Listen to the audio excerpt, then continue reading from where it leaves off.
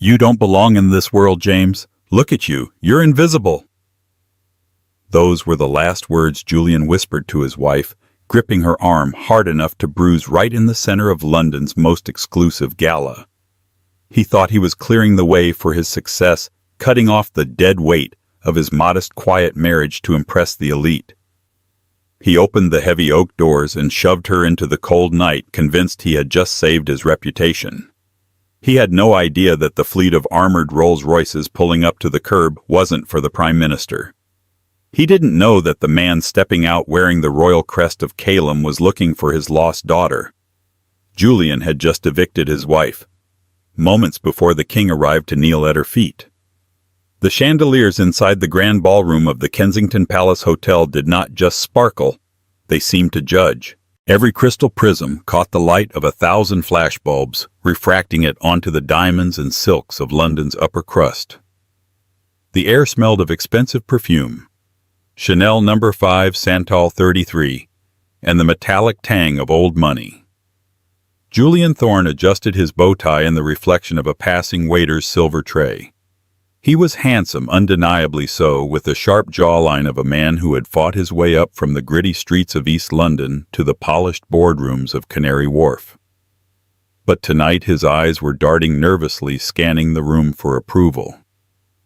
"Stop fidgeting, Julian," a soft voice said beside him. He looked down. James stood there, her hands clasped tightly in front of her. She was wearing a dress of pale blue chiffon. It was simple, painfully simple, compared to the structural avant-garde gowns worn by the wives of the investors Julian was trying to woo. It was a dress off the rack, likely from a high street store, which she had tailored herself to fit her slender frame. "I'm not fidgeting." Julian snapped his voice a low hiss so as not to alert the nearby guests. "I'm strategizing. And you're standing on the hem of your dress. You look like a schoolgirl lost at a museum." James flinched, but her expression remained calm. Her eyes, a striking shade of violet blue, held a depth that Julian had never quite bothered to explore. "I'm just trying to support you, Julian. You said this night was important." "Important, James? This is the Crimson Charity Ball. Lord Holloway is here. The Duke of Sussex is rumored to make an appearance.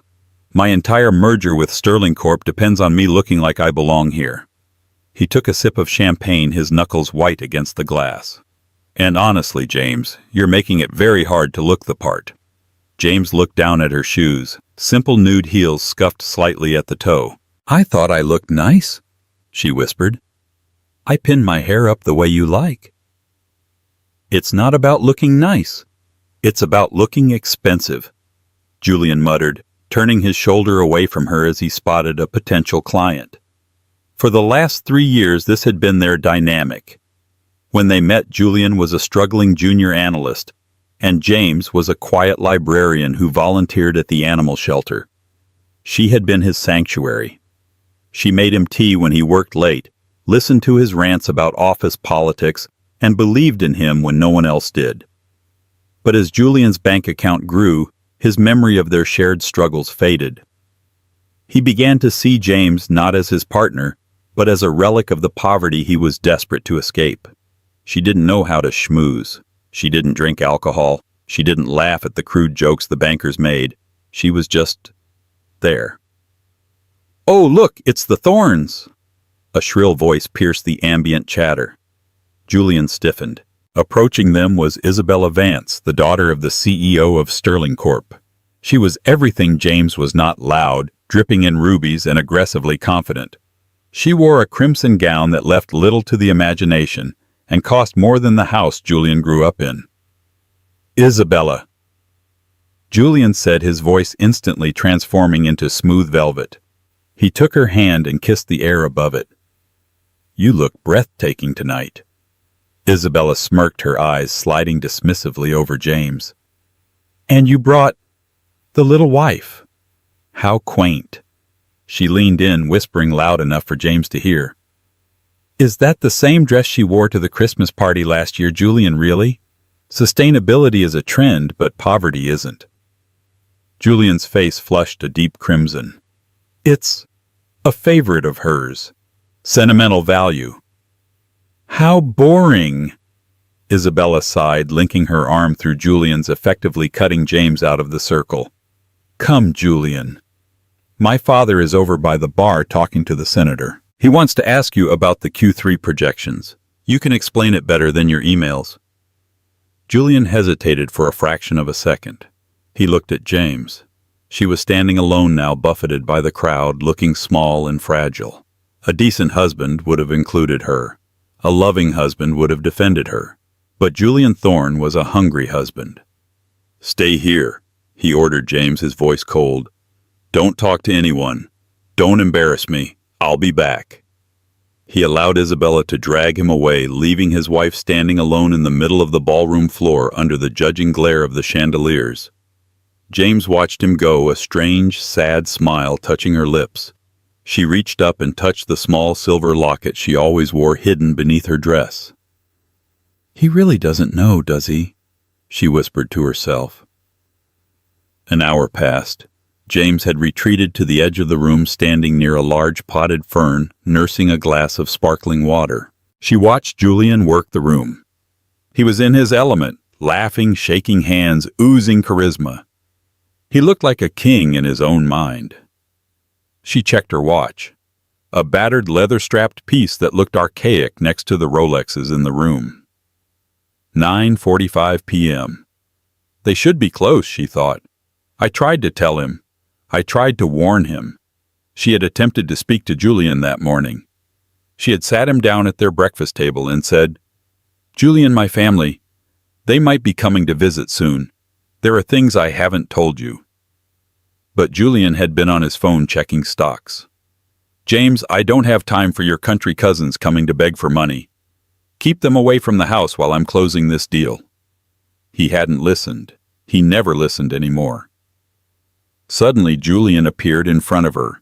He wasn't smiling. He was sweating, and his eyes were wide with a mix of panic and fury.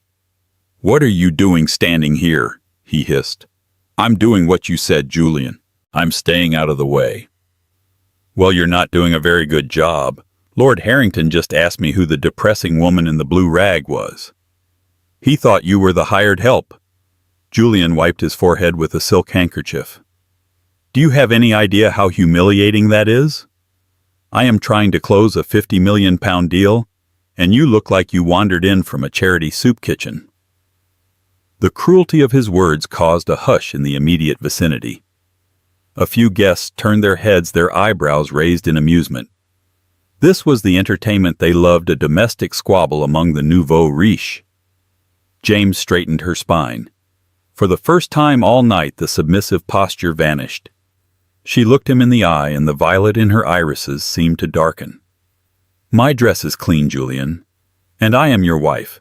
If that embarrasses you, that is a deficiency in your character, not my attire. Julian blinked, stunned by her sudden defiance. Then his anger spiked. He grabbed her arm, his fingers digging into her flesh. I don't have time for your sudden backbone, James. You are ruining this night. Isabella's father is watching. I can't have you dragging down my stock value with your presence.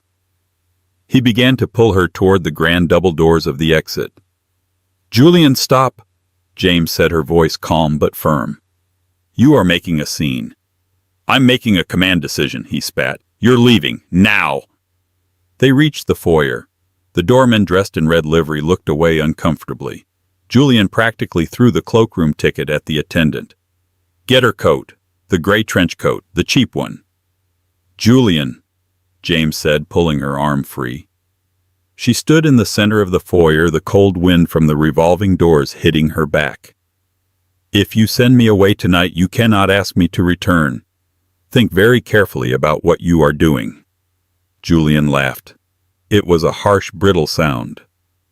Ask you to return, James. Look at this place. Look at me. And look at you. We are in different stratospheres. Go home to the apartment. Pack your things. I think it's time we discussed a separation. I need a partner who fits my future, not my past. The words hung in the air, heavy and final. James stared at him for a long moment. There were no tears in her eyes, only a profound sense of disappointment. She took the coat from the attendant, but she didn't put it on. She draped it over her arm. "Very well, Julian," she said softly. "I will leave, but remember, you were the one who opened the door." "Just go." Julian waved his hand dismissively, turning his back on her to head back into the warmth of the party, back to Isabella and the money. James turned to the heavy glass doors. The doorman pushed them open for her. Outside, the London rain was coming down in sheets. It was a miserable night. James stepped onto the pavement, the water instantly soaking her thin shoes. She stood there for a moment, looking up at the gray sky. Inside, Julian grabbed a fresh glass of champagne, fixing his smile. "Apologies," he said to Isabella, who was waiting for him. "Just taking out the trash." Isabella laughed, clinking her glass against his. "To upward mobility, darling."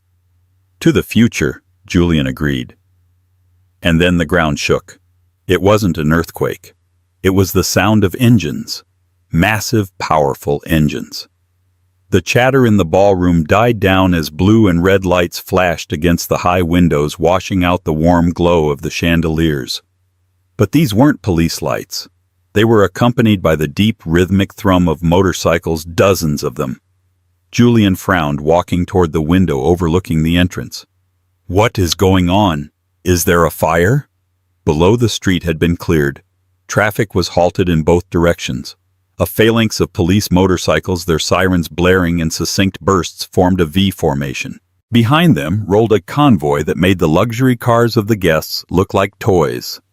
6 black armored SUVs with diplomatic flags on the hoods. And in the center, a vehicle that was rarely seen on public streets, a Bentley state limousine, elongated and reinforced, flying a flag of deep royal purple with a golden falcon crest in the center. "The Prime Minister," someone whispered. "No," Lord Harrington said, stepping up beside Julian, his face pale. "That's a royal standard, but not British. That's the crest of Ethelgard." Julian squinted. "Ethelgard, the small European kingdom, the one with the trillions in diamond reserves." "The same," Harrington murmured. "But what on earth are they doing here?" Julian felt a strange knot form in his stomach. He looked down at the entrance. The convoy had stopped right in front of the hotel. The doormen were scrambling, unrolling a red carpet that seemed to have materialized out of nowhere. Men in dark suits with earpieces jumped out of the SUVs, securing the perimeter with military precision. They pushed back the paparazzi who had been waiting for the minor celebrities inside. Then the back door of the Bentley opened. A man stepped out. He was tall, imposing, with silver hair and a beard that was neatly trimmed. He wore a dark tailored suit that probably cost more than Julian's entire car. But it was the sash across his chest, purple and gold, and the small, intricate crown pin on his lapel that gave him away. King Alaric III of Ethelgard, the man known as the Iron Monarch. But the king didn't walk toward the hotel entrance. He didn't look at the cameras. He looked at the solitary figure standing in the rain, wearing a soaking wet blue chiffon dress and holding a gray trench coat. Julian pressed his face against the glass. That's James." Isabella laughed nervously behind him. "What is she doing?" "She's blocking the king's paths. She's going to get arrested." "Oh, this is perfect. Julian, your wife is about to be tackled by the royal guard." Julian watched, his breath fogging the glass. He expected the security guards to shove James aside. He expected the king to ignore the peasant woman standing in his way. Instead, the king stopped. He ignored the umbrella held out by his aide. He walked straight into the pouring rain, his expensive shoes splashing in the puddles. He walked right up to James, and then the unthinkable happened. The Iron Monarch, the ruler of Ethelgard, the man who made prime ministers tremble, bowed. He bowed his head low before Julian's wife. Then he took her freezing hands in his and kissed them. Julian's champagne glass slipped from his fingers. It hit the floor and shattered, the sound echoing in the silent ballroom like a gunshot. The silence in the ballroom was absolute. It was a vacuum sucking the air out of the room. 200 of London's wealthiest people were pressed against the floor-to-ceiling windows, witnessing a scene that defied all logic. Down on the pavement, the rain continued to fall, but James seemed immune to it now. King Alaric stood up, taking off his suit jacket and wrapping it tenderly around James's shoulders. He said something to her, something that made James nod slowly. Inside, Julian's mind was racing, misfiring. Mistaken identity, he thought frantically. She looks like someone else. Maybe she used to be his maid. His nanny. Julian, Isabella whispered, her voice trembling. Why is the King of Ethelgard giving his jacket to your wife? Before Julian could answer, the doors of the ballroom burst open. It wasn't the hotel staff. It was a squad of 6 royal guards dressed in ceremonial yet functional uniforms bearing the Golden Falcon insignia. They moved with terrifying speed, securing the room, their eyes scanning the crowd for threats. Behind them walked the hotel manager, looking as if he was about to have a heart attack, and a tall, severe-looking woman holding a tablet. "Ladies and gentlemen," the woman announced, her voice projecting without a microphone, "please remain where you are. His Majesty King Alaric is entering the premises." A collective gasp went through the room. People began frantically adjusting their ties and smoothing their dresses. Isabella Vance looked like she was about to faint. She grabbed Julian's arm. "We have to greet him. Julian, this is it. If we can get a photo with him." Julian felt numb. He couldn't move. He could only stare at the open doors. A moment later, King Alaric walked in. But he wasn't alone. Walking beside him, his jacket draped over her shoulders like a royal cape, was James. But she looked different. Her wet hair was slicked back, revealing the high arches of her cheekbones. Her posture had changed. The slump was gone. She walked with a natural, fluid grace that matched the king's stride perfectly. She didn't look at the floor. She looked straight ahead. The crowd parted like the Red Sea. The king and James walked down the center of the aisle. Julian stood frozen near the buffet table, Isabella clutching his arm.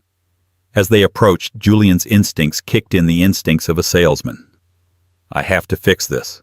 I have to own this." He stepped forward, breaking the line. "James," he called out, putting on his best benevolent husband smile, though his eyes were terrified. "Darling, there you are. I was so worried when you stepped out into the rain. I was just coming to get you." He reached out a hand to touch her shoulder, to claim her, to show the king that she belonged to him. Snap! Before his hand could get within 6 inches of James, a guard moved with lightning speed. Julian's wrist was caught in a grip of steel. He was twisted around and forced to his knees in front of the entire assembly. "Let him go," James said. Her voice was calm, but it carried a tone of authority Julian had never heard before. It wasn't the voice of the woman who asked if he wanted tea. It was the voice of a woman used to being obeyed. The guard released Julian, who stumbled back, clutching his wrist. Isabella gasped and stepped away from him, distancing herself from the humiliation. King Alaric looked down at Julian with eyes like chips of ice. "You," the king rumbled. His voice was deep, accented, and terrifying. "You are the one who sent her into the storm." Your Majesty, it was a misunderstanding," Julian stammered, sweating profusely. "I didn't know. I mean, James is just... She's my wife." "Your wife?" The king let out a short, humorless laugh. He turned to the crowd, addressing the room. "You all see a woman in a simple dress," King Alaric announced. "You see someone you thought was beneath you, someone you mocked." He glared at Isabella, who shrank behind a waiter. "But I see my blood," Alaric continued. He placed a heavy hand on James's shoulder. "Allow me to introduce you properly. This is not merely James Thorne. This is Her Royal Highness Princess James Aurelia of Ethelgard, Duchess of the Northern Isles, and the heir to my throne." The shockwave was palpable. A glass dropped in the back of the room. "Princess," Julian whispered the word, tasting like ash in his mouth. "But you worked at a library. You lived in a studio apartment in Hackney." James turned to face him. Her expression wasn't angry. It was pitying.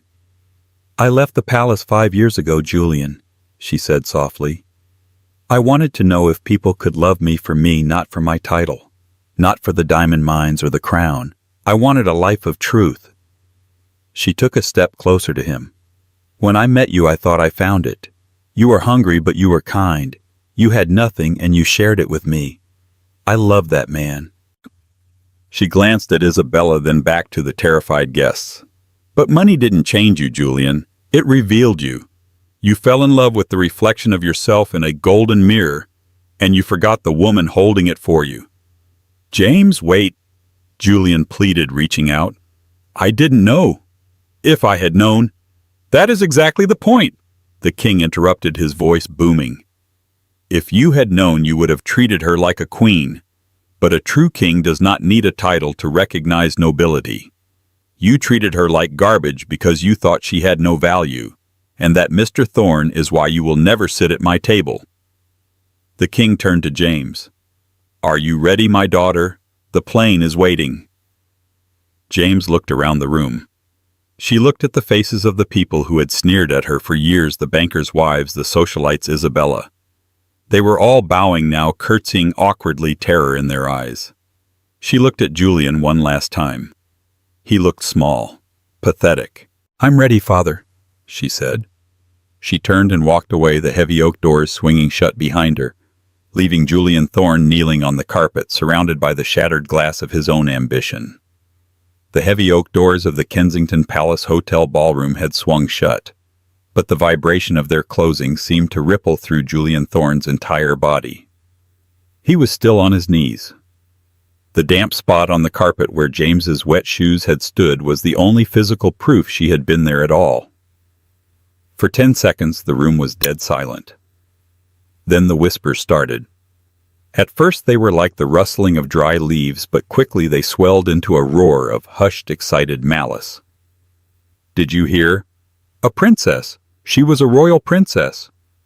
And he threw her out! He literally threw the heir to the Ethelgardian throne into the street!" Julian scrambled to his feet, his legs feeling like jelly. He looked around wildly for an ally, for anyone who would look at him with something other than contempt. He spotted Lord Holloway, the chairman of Sterling Corp., the man whose approval Julian had spent 6 months courting. "Lord Holloway," Julian gasped, rushing toward the older man near the bar. "My lord, you must understand. It was a domestic dispute. It has nothing to do with the merger. I am still the same man who—" Lord Holloway didn't just turn away. He recoiled. He set his whiskey glass down on the table with a sharp clack. "Mr. Thorne," Holloway said, his voice carrying effortlessly over the crowd, "Sterling Corp prides itself on judgment. We invest in men who can spot value, men who can see the future." Holloway stepped closer, his face a mask of cold disgust. "You had a diamond in your house, and you treated it like a pebble. If you are too blind to see the worth of your own wife, how can I trust you with my shareholders' millions?" "But it's just a marriage. It's personal," Julian pleaded. "In our world, Julian, everything is personal," Holloway snapped. "The deal is dead. Do not contact my office again." Julian watched as Holloway signaled to his entourage and walked out. The dominoes were falling fast. "Julian," a voice purred beside him. It was Isabella Vance. He spun around, a flicker of hope igniting in his chest. Isabella understood ambition. She understood the game. "Isabella, thank God. You understand, don't you? It was a mistake. I can fix this. If I just get to Ethelgard, if I explain—" Isabella laughed. It wasn't the flirtatious titter she had used earlier. It was a dry, mocking sound. She reached out and plucked the silk handkerchief from Julian's pocket, the one he had used to wipe his sweat, and dropped it on the floor. "You really don't get it, do you?" she said, her eyes glinting. "I liked you because you were a shark, Julian. A winner. But tonight, you're not a shark. You're the bait, and you stink of desperation."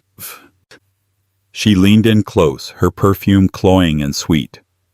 "Social suicide isn't a good look on a man. Delete my number." She turned on her heel and walked away, her crimson dress swishing like a blade. Within 20 minutes, the ballroom was empty. The staff began clearing the tables, avoiding eye contact with the man standing alone in the center of the room. Julian walked out into the London night. The rain had stopped, but the air was freezing. His car was there, but he didn't get in. He walked. He walked for hours, his tuxedo shoes blistering his feet until he reached their apartment in Canary Wharf. It was a sterile, modern penthouse, all glass chrome and gray leather. It was the home he had insisted they buy because it looked the part. He opened the door. "James," he called out of habit. Silence answered him. He walked into the bedroom.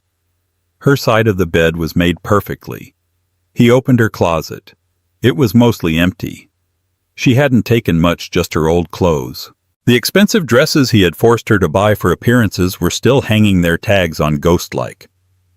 On her bedside table there was no note, no dramatic letter of goodbye. There was just a small velvet box. Julian sat on the edge of the bed, his hands trembling as he opened it. Inside was the cheap silver engagement ring he had bought her 3 years ago when he was a junior analyst with debt up to his eyeballs. He remembered the day he gave it to her.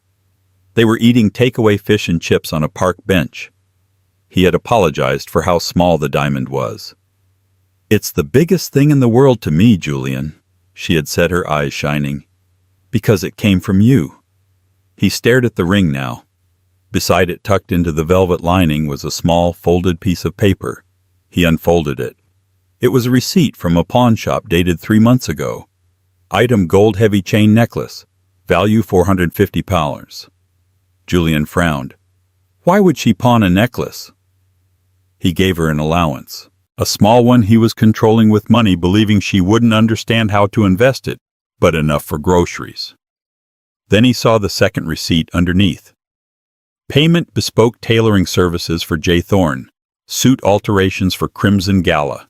Cost £450. Julian stopped breathing. He remembered complaining about the fit of his tuxedo. He remembered shouting that he didn't have time to go to a tailor. He remembered coming home one day to find the suit perfectly altered hanging in his closet. He had assumed she used the household money. She had sold the only piece of jewelry she owned from her childhood, a gold chain she never took off to fix his suit for the party where he kicked her out. A guttural sound ripped from Julian's throat. He fell back onto the bed, curling around the cheap silver ring, and for the first time in 10 years, Julian Thorne wept. He didn't weep for the lost deal. He didn't weep for the humiliation. He wept because the silence in the apartment was deafening, and he finally realized that the quiet, boring woman who waited for him every night was the only thing in his life that had been real. And she was gone. 3,000 miles away, the air was crisp and smelled of pine and snow. The Royal Jet of Ethelgard. A modified Gulfstream G650 began its descent toward the capital city of Solara. James sat in a cream-colored leather seat, staring out the window at the jagged peaks of the Alps rising through the clouds. She was no longer wearing the wet blue dress. She had been changed into a cashmere lounge suit of soft ivory. Her hair was dried and pinned back with a diamond clip. A flight attendant had just cleared away a meal that cost more than her monthly grocery budget in London. "You haven't touched your wine, Your Highness," a deep voice rumbled from across the aisle. James turned. King Alaric was watching her. He looked older in the harsh cabin lighting than he had outside the hotel. His face was gray, and there was a slight tremor in his hand as he held his reading glasses. "I'm not thirsty, Father," she said quietly. "You are angry," Alaric stated. It wasn't a question. "I am tired," James corrected. "You made quite a scene. You humiliated him." "He humiliated himself," Alaric barked, his eyes flashing. "I watched him for 3 years, James. 3 years I let you play house with that commoner. I had my agents report on him every month. I genuinely hoped that he would be worthy of you. I wanted him to be the man who valued the woman, not the status. If he had stood by you tonight, if he had defended you against that viper in the red dress, I would have made him a duke. I would have given him the world." The king leaned forward, his voice dropping to a growl. "But he broke you. I saw it in your eyes. You were fading away, James. You were becoming a ghost in your own life." "I did not raise a ghost. I raised a queen." James looked back out the window. He wasn't always like that. The city, the ambition, it ate him.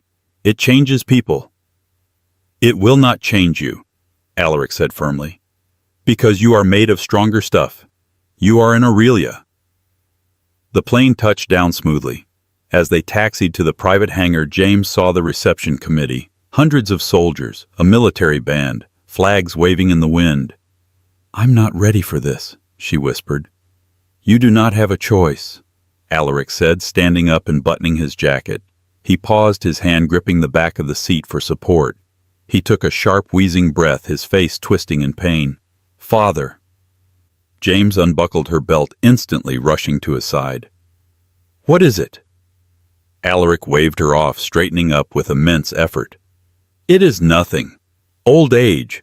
Come, your people are waiting." But James saw the sweat beading on his forehead. She saw the pallor of his skin. The rumors she had ignored in London, rumors of the king's failing health, suddenly felt terrifyingly real. They descended the stairs. The cold wind bit at James's face, waking her up. As her foot touched the red carpet, the band struck up the national anthem. Cameras flashed in a blinding wall of light. Waiting at the bottom of the stairs was a man who looked like he had been carved out of marble. He was tall, with dark hair swept back severely and eyes that were a piercing, intelligent gray. He wore the uniform of the Royal Guard, but with the gold cords of a high advisor. This was Count Lucian Valerius, James's childhood friend, her fencing partner, and the man who had arguably been the most vocal opponent of her leaving Ethelgard 5 years ago. Lucian bowed, stiff and formal. "Welcome home, Your Highness." "Hello, Lucian," James said, trying to smile. Lucian didn't smile back. His eyes scanned her face, searching for weakness. "You look thin," he noted bluntly, "and tired. London did not agree with you." "It was an educational experience," James parried. "I am sure," Lucian said dryly. He fell into step beside her as they walked toward the waiting limousine. "The council is convened. We have a briefing in 1 hour regarding the border disputes with Bravia and the trade embargoes." 1 hour? James blinked. "Lucian, I just landed. I need to shower. I need to sleep." Lucian stopped walking. He turned to her, and for a second his mask slipped, revealing a desperate intensity. "The king collapsed twice last week, James. The doctors give him 6 months. Maybe less." James felt the blood drain from her face. She looked at her father, who was waving to the crowd, looking strong and invincible. "He didn't tell me." "He doesn't want you to worry," Lucian said. "But I need you to worry, because the wolves are circling. The Duke of Westphal is already challenging the succession, claiming you abandoned your duty by running off to play housewife in England. If you want to keep this throne, if you want to protect your father's legacy, you cannot sleep. You have to rule, starting now." James looked at the palace looming in the distance, a fortress of stone and glass on the edge of a cliff. It was beautiful, but it was a prison. In London she was invisible. Here she was a target. "I understand," James said, her voice hardening. She lifted her chin. "Take me to the council." 2 weeks later, the palace gardens. James sat on a stone bench surrounded by winter roses. She was wearing a gown of heavy velvet, weighing her down. She held a tablet reviewing agricultural reports. Her life had become a blur of meetings, strategy sessions, and public appearances. She was good at it. She had been trained for this since birth, but she felt hollow. Every time she closed her eyes, she saw the rain in London. She saw Julian's face. She hated him for what he did, but she couldn't turn off the love she had felt for him. It was a phantom limb aching even though it was gone. "A penny for your thoughts." James looked up. It was Count Lucian. He was holding 2 cups of steaming tea. He sat down beside her, not too close, maintaining propriety. "I was thinking about the grain subsidies," she lied. "You were thinking about him," Lucian corrected. He sipped his tea. "The baker's son. The analyst." "His name is Julian," James snapped. "He has been trying to call," Lucian said casually. The palace switchboard has blocked 42 calls from a London number in the last 3 days. He also sent 5 letters. Security scanned them, mostly begging, some weeping. You intercepted my mail. James stood up furious. I filtered out the harassment, Lucian said calmly. James, he is the past. He had his chance. He failed. You need to look forward. The Duke of Westfall is arriving tomorrow for the winter ball. He is going to propose a marriage alliance. And given your father's health, the council thinks you should accept. Westfall, James scoffed. He's 40 years older than me. He's cruel. He has the largest army in the region, Lucian pointed out. Marrying him secures the throne without bloodshed. I will not marry for an army, James said. I did that once. I married for love, and look where it got me. I won't make a mistake again. Then what will you do? Lucian asked.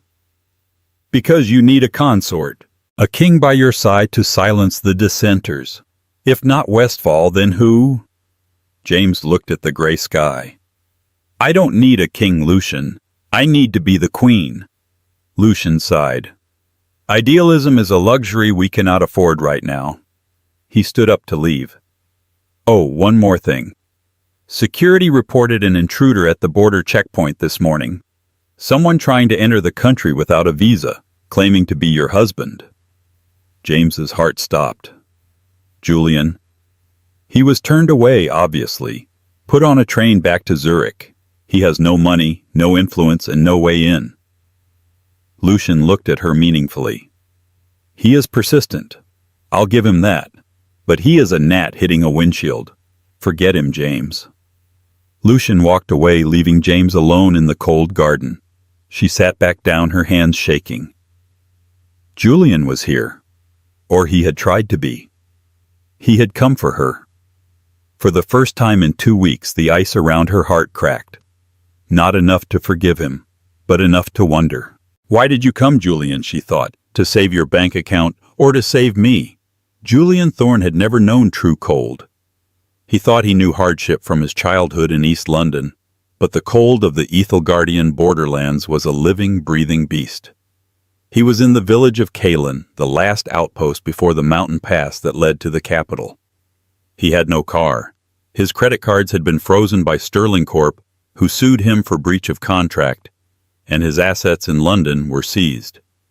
He had sold his Rolex in Zurich to buy a train ticket and a thick wool coat that smelled of wet dog. He looked nothing like the polished financier of Canary Wharf. His beard was grown out, patchy and rough. His eyes were sunken. He looked like a beggar. You can't cross the pass, outsider, the innkeeper said, wiping down the wooden bar. The blizzard is coming. Even the goats don't go up there today. Julian warmed his hands around a mug of cheap broth. I have to get to Solara. To the palace, the innkeeper laughed. To see the Princess, you and every other dreamer. They say she's to be betrothed to Duke Westfall on the night of the winter solstice. That's in 2 days. The roads are closed for the royal convoy. Julian froze. Westfall. In the last week of hitchhiking and sleeping in train stations, Julian had heard the name Westfall whispered everywhere. The people feared him. They said he was taxing the farmers into starvation to fund his private militia. They said he was waiting for the king to die so he could turn the kingdom into a military state. If James married him, she wouldn't be a queen. She would be a prisoner. Again. I need to get there, Julian whispered. Is there another way? A service road, a trail? Only the pilgrims climb, an old man in the corner muttered. The old path over the ridge, but it's steep, and with the snow. Show me on the map, Julian said, standing up. He didn't do it for ambition. He didn't do it because he thought she would take him back. He did it because he remembered the look in her eyes at the gala, the look of someone totally alone. He had put that look there, and he would die before he let another man put it there again. High in the palace of Solara, the atmosphere was suffocating. King Alaric was confined to his bed. His breathing was shallow, the heart monitors beeping a slow, irregular rhythm. James sat by his side, holding his hand. "You must secure the future." Alaric wheezed, his grip weak. "Westfall is dangerous, but without him, civil war. I can handle Westfall, father." James promised, though she didn't believe it herself. The doors opened and Duke Westfall entered. He was a large man with a face that looked like it had been chiseled from granite and cold, predatory eyes. He didn't bow to the dying king. He nodded curtly to James. "Your Highness," Westfall said, his voice booming in the quiet room. "The council grows impatient. The engagement papers must be signed before the solstice ball tomorrow night. The people need stability. The people need a king who is still breathing," James hissed, standing up to block his view of her father. "Have some respect." Westfall stepped closer, invading her personal space. "Respect is earned through power, James. You have none. You are a librarian who played dress-up. Without my army, the southern provinces will revolt. Sign the papers, marry me, or watch your kingdom burn." He turned and left, leaving the threat hanging in the air. James sank back into the chair. She felt a tear slide down her cheek. She touched the empty spot on her neck where her mother's locket used to be the one she had sold. She felt completely stripped of defense. "Lucian!" she called out. Count Lucian appeared from the shadows. "Is there no dirt on him?" she asked desperately. "No scandal? No corruption we can use to blackmail him?" "We have looked, your highness," Lucian said, his face grim. "His books are impeccable. He hides his theft well. We know he is stealing from the treasury, but we cannot prove it. Without proof, we cannot arrest a duke. We need a financial miracle." The miracle was currently freezing to death on the side of a mountain. Julian slipped his knee, slamming into the jagged rock hidden beneath the snow. He screamed in pain, the sound swallowed by the howling wind. He was 3,000 meters up. The air was thin. His fingers were blue. He dragged himself up. "Keep moving. If you stop, you die." He thought about the night he met James. She was reading a book in the park. He had sat next to her eating a sandwich. She had offered him a napkin. It was such a small thing. Kindness. I traded kindness for a merger, he thought bitterly. He crested the ridge. Below him, the valley of Solara spread out, glittering like a bowl of diamonds. The palace stood on the cliff, glowing with golden light. He began the descent. It was easier, but his body was shutting down. He stumbled into the outskirts of the city just as the sun began to rise on the day of the solstice. He didn't go to the palace gates. He knew the guards would shoot a vagrant on sight. Instead, he went to the one place he knew better than anyone else, the central bank of Ethelgard. He waited in the alley until the junior clerks arrived. He grabbed a young man wearing a familiar gray suit, the uniform of an analyst. "Help me," Julian croaked, grabbing the man's lapel. The clerk yelped. "Get off me, guard." "Wait." Julian pulled out a crumpled piece of paper, the only thing he had kept from his past life. It was his business card. Julian Thorne, Senior Analyst, Sterling Corp. "I know how to read the ledger of shadows." Julian gasped. "I know how men like Westfall hide their money. I can prove it, but I need a terminal. I need access." The clerk looked at the card, then at the desperate, freezing man. You're the husband, the one from the news." "Please," Julian begged. "I don't want money. I want to save the Queen." The grand ballroom of the royal palace made the hotel in London look like a broom closet. The ceilings were painted with frescoes of ancient battles, and the floor was polished marble. But the mood was funereal. James stood on the dais wearing the ceremonial crown of Ethelgard. It was heavy, hurting her neck. Beside her stood Duke Westfall, looking smug in his military dress uniform. The nobility of the realm were gathered. They whispered behind their fans. They knew this wasn't a marriage. It was a hostile takeover.